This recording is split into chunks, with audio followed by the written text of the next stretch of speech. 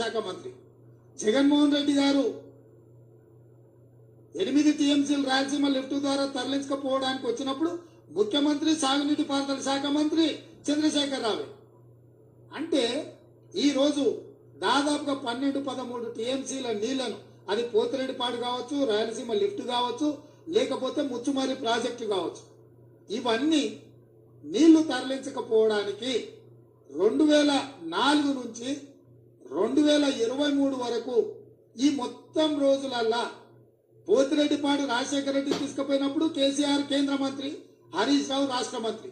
2014 తర్వాత జరిగిన ముచ్చుమర్రి కావచ్చు, రాయలసీమ లిఫ్ట్ కావచ్చు, ఈ ప్రాజెక్టులను అన్నిటినీ మొదలుపెట్టింది, పూర్తి చేసింది, కృష్ణానది జలాలను తరలించకపోయింది చంద్రశేఖరరావు అధికారంలో ఉన్నప్పుడే, ముఖ్యమంత్రిగా ఉన్నప్పుడే ఈ మొత్తం తతంగం అంతా జరిగింది.